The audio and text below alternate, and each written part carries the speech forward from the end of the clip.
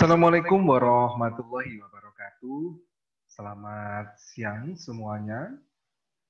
Salam sejahtera bagi kita semuanya. Semoga kita senantiasa diberikan kesehatan oleh Allah Subhanahu wa Ta'ala. Baiklah, pada kesempatan pagi hari ini kita akan sama-sama untuk melanjutkan materi yang sudah kita sepakati di RPS yang pada pertemuan pertama sudah kita sampaikan bahwa pertemuan kedua dalam mata kuliah masalah dan kebijakan pembangunan ini akan berbicara tentang bagaimana kita melihat dari MDGs, Millennium Development Goals nantinya, yang merupakan pokok bahasan kita pada kesempatan kali ini. Baiklah, kita akan mulai dengan share screen dari materi tentang masalah dan kebijakan pembangunan di pertemuan kedua. Ya, tadi yang sudah seperti yang saya sampaikan bahwa kita akan berbicara terlebih dahulu sebelum masuk ke MDGs atau Millennium Development Goals adalah apa yang dimaksud juga dengan pembangunan itu sendiri.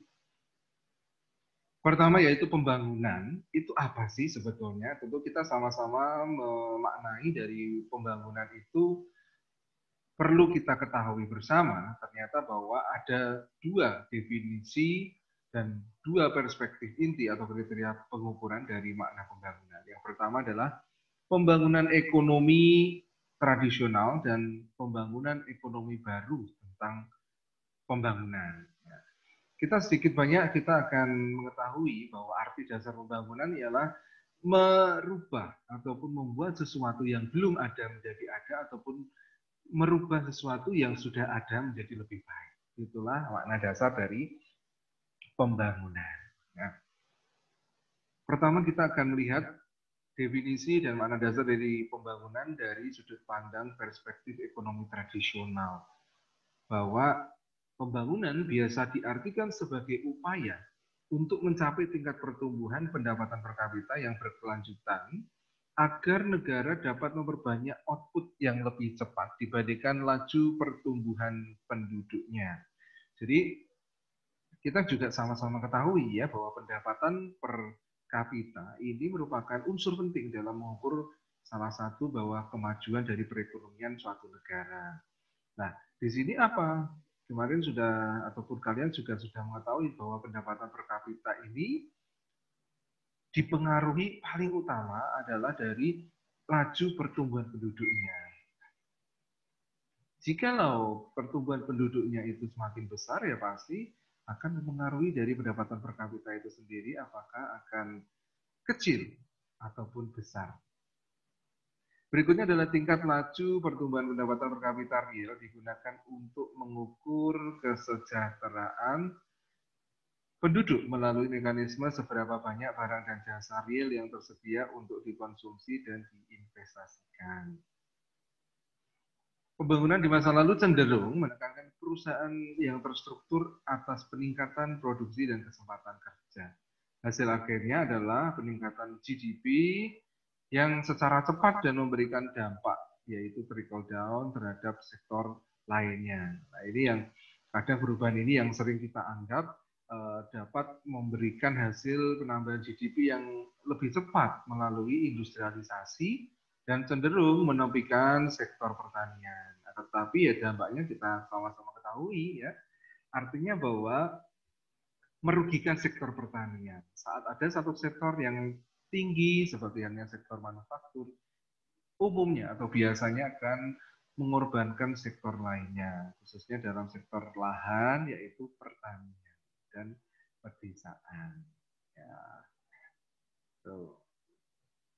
Berikutnya adalah perubahan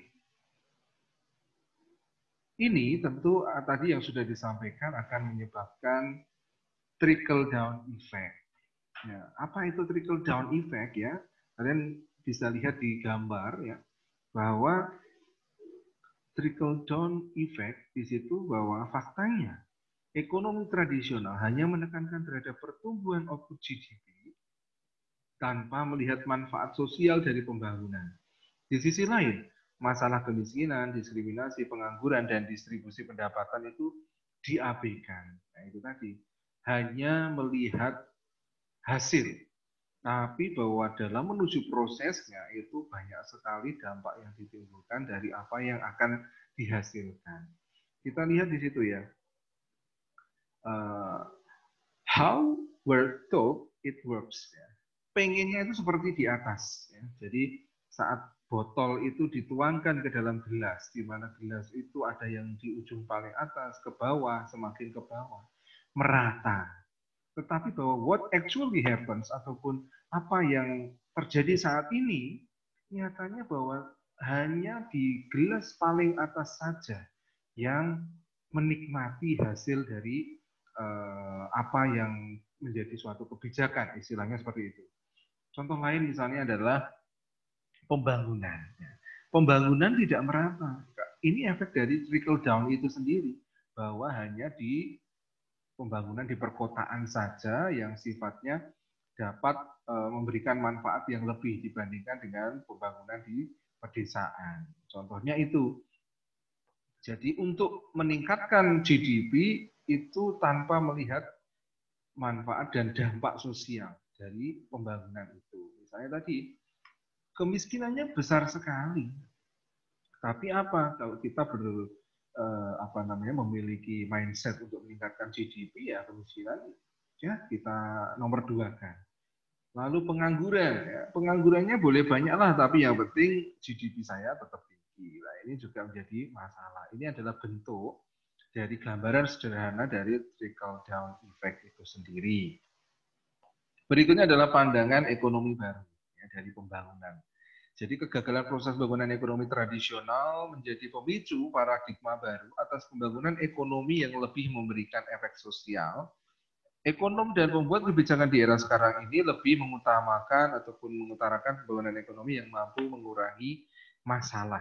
Jadi saat ini ekonomi baru itu memiliki paradigma, yaitu ingin membuat pembangunan ekonomi yang mengurangi masalah, bukan seperti malah justru menambah masalah baru. Walaupun menginginkan output berupa GDP katakanlah yang besar, tetapi juga harus mempertimbangkan faktor-faktor lainnya agar dampak dari peningkatan GDP ini tidak menjadi dampak negatif bagi sektor lainnya. Kemiskinan absolut, distribusi pendapatan tidak merata, dan meningkatnya pengangguran. Ini tadi yang menjadi masalah saat ini. Harapannya sih baik, tetapi bahwa nyatanya kemiskinan absolut masih saja terjadi, diakibatkan distribusi pendapatan yang tidak merata, sehingga apa? Sehingga bahwa akan adanya pengangguran yang meningkat. Efek dari apa? Efek dari kemiskinan, lalu pendapatan distribusinya tidak merata, ya. Tentu di wilayah tertentu akan mengalami peningkatan dari pengangguran. Pembangunan ekonomi baru dipandang sebagai proses multidimensi yang melibatkan berbagai perubahan mendasar dalam struktur sosial, sikap masyarakat dan lembaga sosial, serta percepatan pertumbuhan, pengurangan ketimpangan pendapatan, dan penanggulangan kemiskinan. Jadi, itu tadi, bahwa pembangunan ekonomi baru ini tidak hanya melihat satu sisi saja, ini tidak mengutamakan output saja, tetapi bagaimana output itu mampu dinikmati, hasil akhirnya, dan tidak berdampak besar terhadap sektor lainnya dalam menjalani proses menuju keberhasilan output yang dicapai. Seperti itu. Ya, berikutnya adalah pembangunan dan kebahagiaan. Peningkatan tingkat pendapatan akan berdampak positif terhadap peningkatan kebahagiaan masyarakat di negara berkembang. Namun, peningkatan tingkat pendapatan tidak berdampak positif terhadap peningkatan kebahagiaan masyarakat di negara maju. Jadi, ada beberapa penelitian yang menyatakan bahwa memang peningkatan tingkat pendapatan di negara berkembang itu positif. Ya. Artinya bahwa saat pendapatannya itu meningkat, diikuti pula dengan tingkat kebahagiaan. Ya kan? kalian contohnya, ya kan, walaupun kadang kebahagiaan tidak bisa diukur dengan uang, itu peribahasanya, ya, tetapi bahwa nyatanya bahwa uang juga merupakan faktor penentu dari kebahagiaan. Kalian punya uang, kalian bisa berlibur, kalian bisa membeli apa yang kalian mau semuanya. Nah, tetapi ini terbalik di negara maju. Ternyata negara maju tidak berdampak positif. Bahkan artinya apa? Bahwa berdampak negatif. Ya. Artinya peningkatan pendapatan nyatanya tidak diikuti pula dengan peningkatan kebahagiaan. Contoh, negara maju contohnya apa ya? Satu adalah misalnya adalah Jepang. Kita tahu negara Jepang merupakan negara yang maju.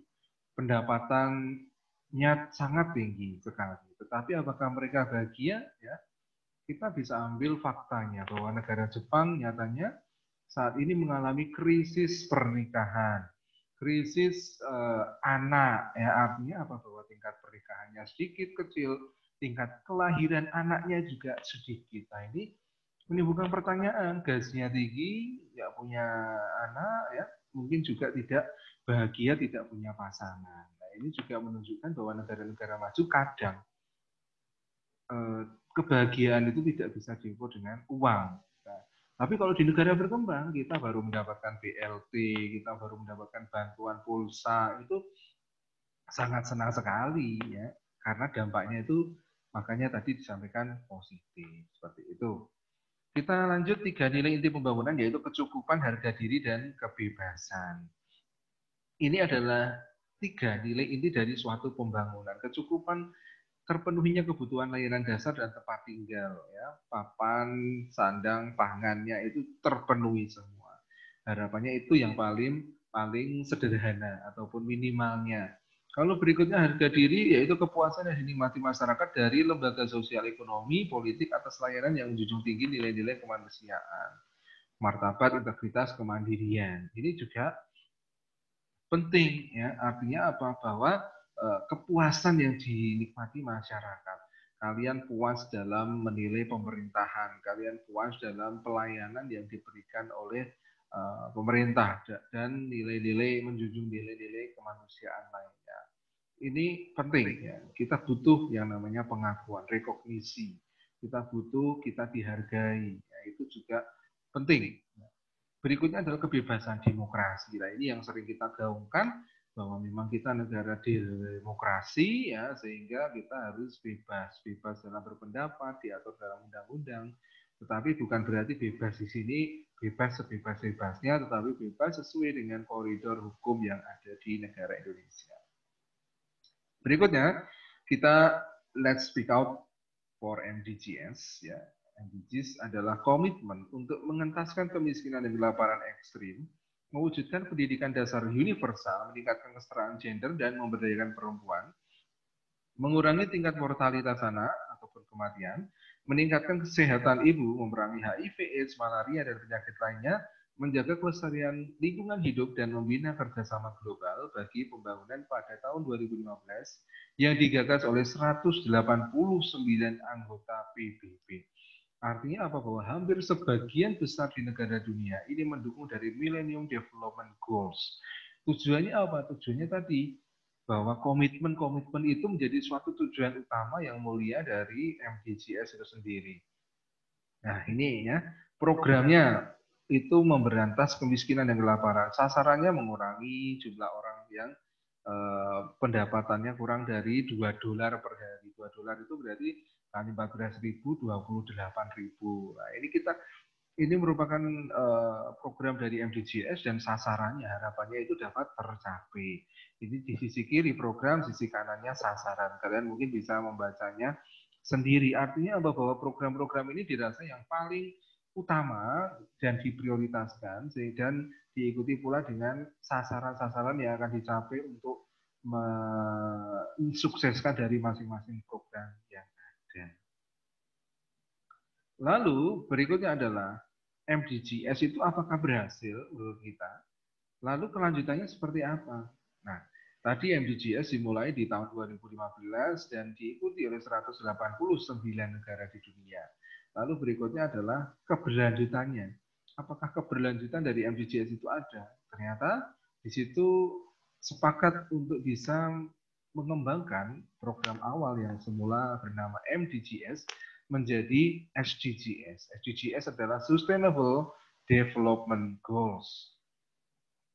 Artinya apa? Bahwa di sini ingin melanjutkan tujuan-tujuan dari pembangunan yang sudah ada di MDGs itu sendiri. Yang pertama adalah memperkuat komitmen MDGs, yaitu yang kedua pembangunan berkelanjutan, ketiga perubahan dan pembangunan ekonomi, keempat institusi publik for peace, dan juga 5 kerjasama global. Artinya bahwa ada 5 program utama dari SDGs itu sendiri, yaitu tadi memperkuat komitmennya yang banyak tadi, ya. Juga berikutnya adalah pembangunannya berkelanjutan, tidak hanya berhenti di 1 tahun, tapi juga multi years kedepannya, perubahan dan pembangunan ekonomi, institusi publik for peace, ini juga penting ya, artinya bahwa institusi publik harus bisa melayani dengan optimal, tidak membeda-bedakan, dan kerjasama global artinya membuka peluang semua negara untuk saling share dari masing-masing sumber daya yang dimilikinya. Itu saja mungkin untuk pertemuan kita kali ini. Review kita bahwa tadi kita belajar tentang pembangunan, ya, di mana pembangunan tadi ada 2 sudut pandang, ya, ekonomi tradisional dan juga baru dari pembangunan itu sendiri. Kita tadi melihat sepintas tentang trickle down effect, ya, trickle down economics, harapannya itu di gambar atas, tapi kenyataannya di gambar bawah, pandangan ekonomi baru, lalu pembangunan dan kebahagiaan, ini ada pengaruh positif dan negatif, negara berkembang berpengaruh positif, dan negara maju belum tentu berpengaruh positif ataupun mungkin tidak berdampak. Lalu 3 nilai inti pembangunan, kecukupan, harga diri, dan kebebasan. Lalu MDGs ada berbagai macam programnya dan juga sasaran-sasarannya. Lalu setelah MDGs maka dilanjutkan dengan kelanjutannya yaitu SDGs atau Sustainable Development Goals, di mana ada 5 program utama yang sudah akan dijalankan. Itulah tadi untuk pemaparan materi kita pada kesempatan kali ini. Terima kasih atas perhatian dari teman-teman semuanya. Semoga sedikit ilmu yang dapat saya sampaikan ini menjadi bekal kalian meningkatkan pengetahuan tentang mata kuliah masalah dan kebijakan pembangunan. Itu saja dari saya. Terima kasih. Selamat menjalankan aktivitas lainnya. Tetap jaga kesehatan, tetap patuhi protokol kesehatan, dan hindari kerumunan untuk menghindari terjadinya kemungkinan kita terpapar akan virus COVID-19. Terima kasih. Wassalamualaikum warahmatullahi wabarakatuh. Selamat pagi semuanya.